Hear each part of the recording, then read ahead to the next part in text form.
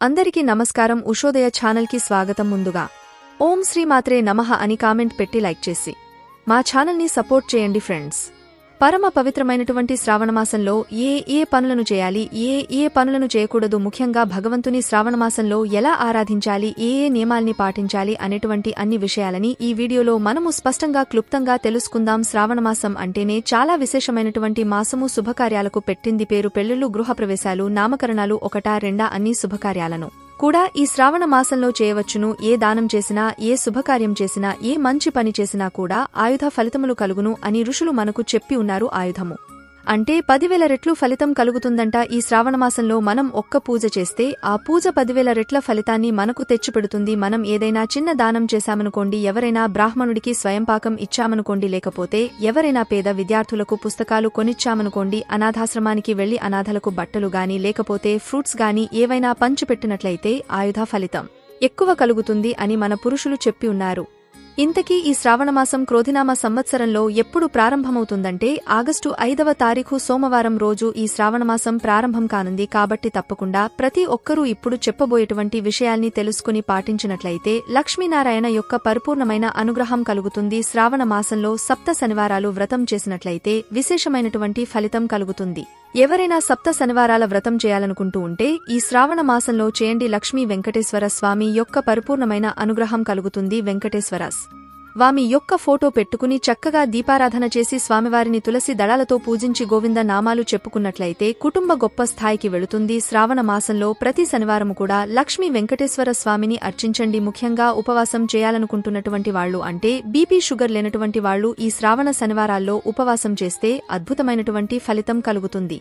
12 సంవత్సరాల లోబడినటువంటి పిల్లలు ఉపవాసం చేయకూడదు. 60 సంవత్సరాలు దాటినటువంటి వయోవృద్ధులు ఉపవాసం చేయకూడదు. అనారోగ్య సమస్యలు ఉన్నవాళ్లు, బీపీ షుగర్ ఉన్నటువంటి వాళ్లు ఉపవాసం చేయకూడదు. మిగిలినటువంటి వాళ్లు ఈ శ్రావణ శనివారం రోజు ఉపవాసం చేసి సాయంకాలం దీపారాధన అయిన తర్వాత చక్కగా భోజనం తినవచ్చు. ముఖ్యంగా మహిళలు ఈ శ్రావణ శుక్రవారం పూజలు మాత్రం అస్సలు విడిచిపెట్టకండి. మీకు గనక కుదిరితే ఈ శ్రావణమాసంలో ప్రతి శుక్రవారం కూడా లక్ష్మీదేవిని పూజించండి. మనకు శ్రావణమాసంలో రెండో శుక్రవారం రోజు వరలక్ష్మీదేవి వ్రతం తాము వరలక్ష్మీదేవిని పూజిస్తాము. అదే కాకుండా ప్రతి శుక్రవారం కూడా శ్రావణమాసంలో పూజించినట్లయితే లక్ష్మీదేవి యొక్క అష్టోత్తర శతనామాలు చదువుకున్నట్లయితే, లక్ష్మీ అష్టకాన్ని చదివినట్లయితే, కనకధారా స్తోత్రం చదివినట్లయితే లక్ష్మీదేవి యొక్క పరిపూర్ణమైనటువంటి అనుగ్రహం కలుగుతుంది. ఎవరైతే ఈ శ్రావణ శుక్రవారంలో లక్ష్మీదేవిని పూజిస్తారో వాళ్లకు తరతరాలకు దరిద్రబాధలోనే ఉండవు.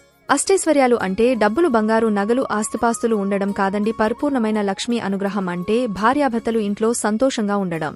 పరిపూర్ణమైనటువంటి లక్ష్మీ అనుగ్రహం అంటే ఆ ఇంట్లో చక్కగా పిల్లలు తిరుగుతూ ఉండడం. పరిపూర్ణమైన లక్ష్మీ అనుగ్రహము అంటే వేలవేల తినింది జీర్ణం కావడం, చక్కగా నిద్ర పట్టడం, అదేవిధంగా కిందికి బట్టకు కొట్ట లేకుండా ఉండడం లక్ష్మీ అనుగ్రహం. ఇవన్నీ కూడా లక్ష్మీ అనుగ్రహమే. అనుగ్రహం మాత్రమే కాదండి, ఎటువంటి కష్టము లేకుండా ఉండడం లక్ష్మీ అనుగ్రహము అని అర్థంతో ఇల్లు శుద్ధి చేయాలి. ఇంటి ముందర ఆవు పేడ వేసి ముగ్గు పెట్టాలి. ఆవు పేడలో లక్ష్మీదేవి ఉంటుంది చూడండి. కాబట్టి ముగ్గు పెట్టి ఉంటారో ఆ ఇంట్లోకి లక్ష్మీదేవి తాండవం చేసుకుంటూ వస్తుంది. కొంతమంది మేము బయట దేశాల్లో ఉన్నాం స్వామి, అదేవిధంగా టౌన్లో ఉన్నాం, మాకు పేడ దొరకదు అంటే కనీసం పూర్తి ముగ్గు పెట్టండి. గడపను అలికి చక్కగా పసుపు కుంకుమ బొట్లు పెట్టి కుదిరితే శ్రావణమాసంలో సాయం సంధ్యా వేళలో గడప దగ్గర 2 దీపాలను వెలిగించండి. లక్ష్మీదేవి యొక్క పరిపూర్ణమైన అనుగ్రహం కలుగుతుంది. పుష్పాన్ని సమర్పించి తులసి కోట్ల ఒక దీపం వెలిగించి స్త్రీలు తులసిమాతకు నమస్కారము చేసుకున్నట్లయితే సుమంగళి భాగ్యం కలుగుతుంది. ముఖ్యంగా ఈ శ్రావణమాసంలో మహిళలు పొరపాటున కూడా తాళిబొట్టు తీయకూడదు. కొంతమంది పూసలు గుచ్చుకోవడానికి శ్రావణమాసంలో తాళిబొట్టు తీసేస్తారు.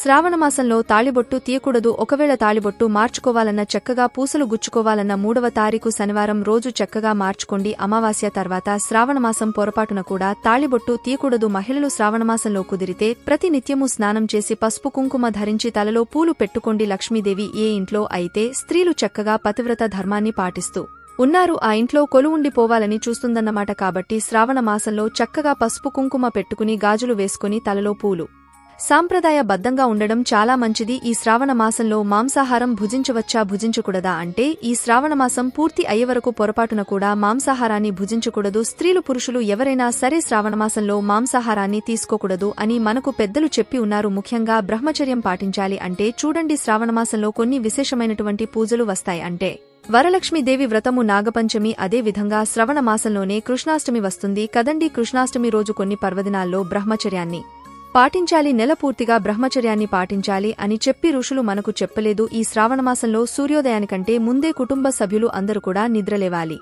నిద్రలేచి ఇల్లు వాకిలి శుభ్రం చేసుకుని దేవుడి ముందర నిత్య దీపారాధన చేయాలి. బారుడు పోదు ఎక్కే వరకు శ్రావణమాసంలో నిద్రపోకూడదు. కొంతమంది 7:30, 8, 9 గంటల వరకు నిద్రిస్తూ ఉంటారు. సూర్యుడు ఉదయించిన తర్వాత కూడా నిద్రపోవడం అంత మంచిది కాదు. 7 గంటల లోపల పొరపాటున కూడా శ్రావణమాసంలో నిద్రించకూడదు. ముఖ్యంగా సాయంకాలం వేళలో అంటే 5 గంటలకు శ్రావణమాసంలో నిద్రించకూడదు.